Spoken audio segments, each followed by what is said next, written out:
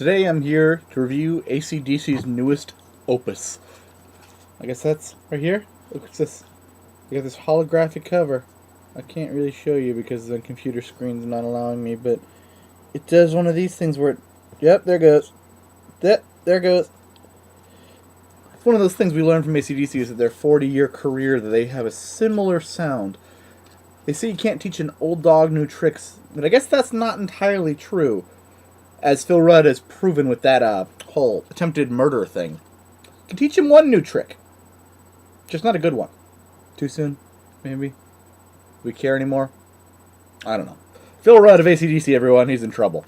Any case, Phil Rudd's out of the picture, and you can even see that because they actually have this memoir thing here, and when they were taking the pictures for the band, he's not in there. You see these four guys? That's not... No Phil Rudd. You got your Angus, Brian Johnson on the end here. My fingers are kind of covering his face. Bassist. Guitarist. Nope. He's out. So. Sorry. Anyway, ACDC's newest album, Rock or Bust, is out officially, and it's a big deal because ACDC puts out an album and it's always a big deal. So, let's go into some micro history. Quickest, fastest ACDC history for you. ACDC are Australian. That's right. First thing, if people don't know that, that's a really big deal. Because a lot of Americans think they're American, and stop it. They're not. They're hard rock formed in 1973 by Malcolm and Angus Young. That's sad.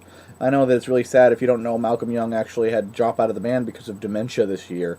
So it leaves Angus as the only original member, and that's sad. Commonly referred to as the hard rock or blues rock band, they are the pioneers of their style. I mean, nothing else has sounded like ACDC before them. It's true. As Black Sabbath started metal, these guys are kind of like the godfathers of classic rock. They went through on several lineup changes before their first album, High Voltage, in 1975.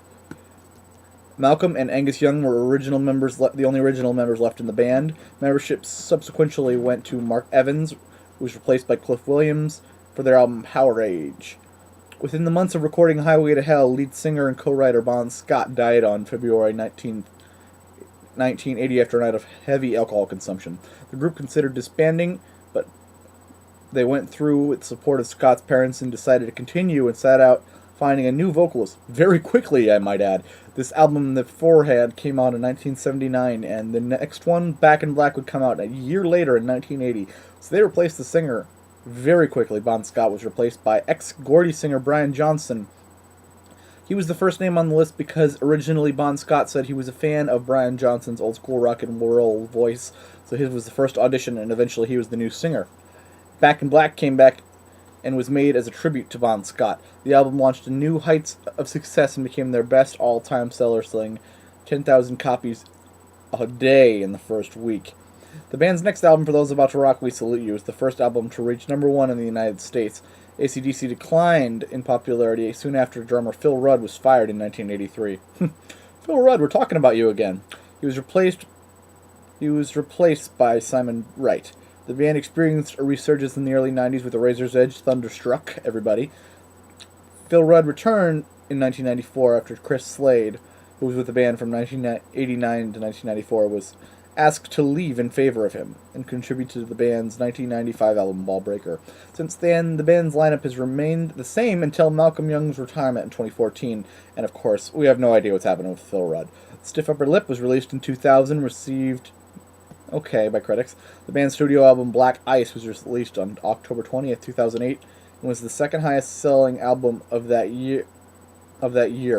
Actually, I don't believe that's actually correct, Wikipedia. That album is like the highest selling album since Metallica's Black Album, and so like it was a big deal. They broke a bunch of records. Anyway, since then, of course, we've got this album here. When I made a write-up for ACDC's album, I really didn't think about that because my style of writing up doesn't going to make much sense for this. It's a track-by-track style, and I know that's dumb to do on ACDC because doing a track-by-track review of ACDC is kind of like doing a plot review of all of Michael Bay's movies. You know, can't really compare explosions to explosions very well, can we? But anyway, I'll give it a shot. Here's my review of ACDC's Rock or Bust. I want to just be honest with ourselves for just 1 second. Does it even matter how good ACDC's new album is. They haven't really had a good album since 1990's The Razor's Edge. And the only real reason that ACDC still exists is, let's be honest, come on, it's just they want to do tours. They want to sell out tours, and both the bands and the fans, I want to say on behalf of cool beans. I mean, honestly, who cares? The band puts on an amazing live show, and so any excuse for them to tour is great news for the fans. And the band loves it, so why would we complain? Now it's time to find out exactly how much old school ACDC feels we can get from this album. The feels, man. The thing about ACDC is they have a better understanding of who they are, what they want to do, and how they do it than almost any band around. They aren't trying to reinvent the wheel, they're just trying to push it a little faster each time.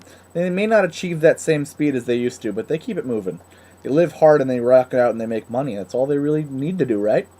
They're excellent at these three things. They are the best. Some people were nervous about how the album would sound without Malcolm Young, who had to bow out because of dementia, and Phil Rudd, who had to bow out because, well, he was being a dumbass. Maybe he just cracked, or maybe he did too much crack. Either way, the whole album was written in a month-long jam session. This method seems to have worked out much better than the last album, Black Ice, which was written in advance, previous months of writing. The song formula for jamming out on this album actually it fits them perfectly, honestly. Why change what's worked for 40 years?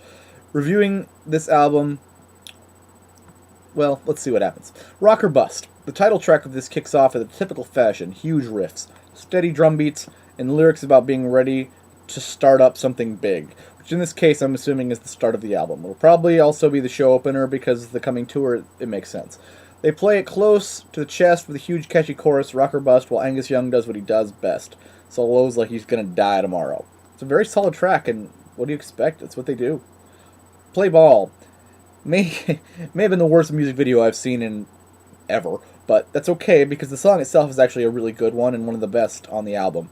It's classic AC/DC with some blues riffs thrown in to their formula, rock and roll.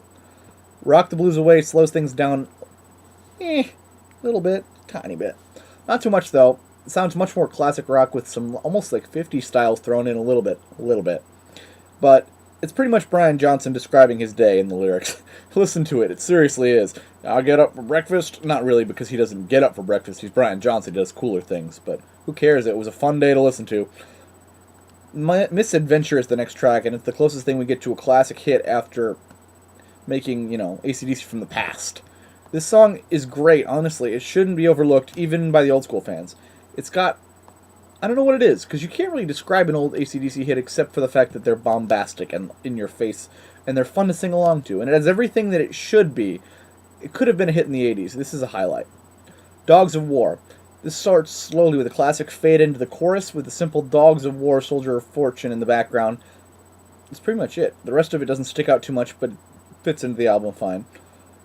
Got Some Rock and Roll Thunder starts with the drums before continuing in the same fashion as the rest of the album. The song is about rock and roll thunder while Angus continues to do his thing. Again, not that much different. Hard Times is one of the biggest standouts because of the blues heavy riffs in the background. The song is a classic chug-along blues rock song, and it sounds good to me. Nothing special, but nothing wrong.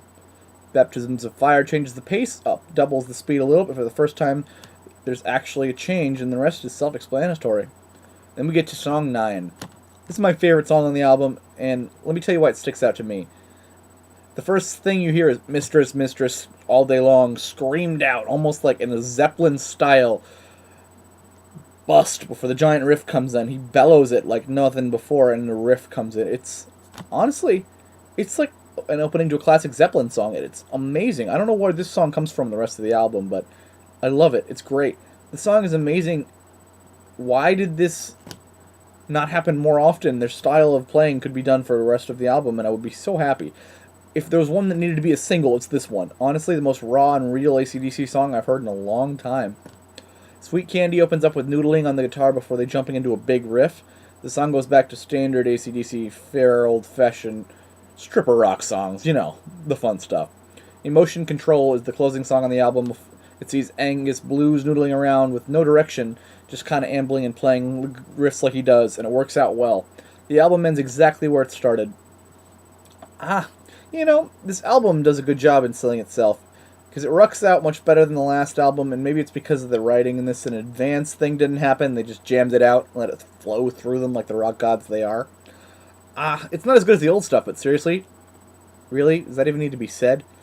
The choruses never reached that bombastic, amazing catchiness and over-the-top ridiculousness of the classic AC/DC stuff, but they still rock out and they're still fun. You know? They give us the same thing. They always give us a walk down Nostalgia Boulevard. It's not hard enough to reach the heights of the faded memory, but that's the point. You get to relive the faded memory instead of, having a new one. And that's what they do best. And I think that's what everyone needed it to be. Rock or Bust, 3.5 stars out of 5.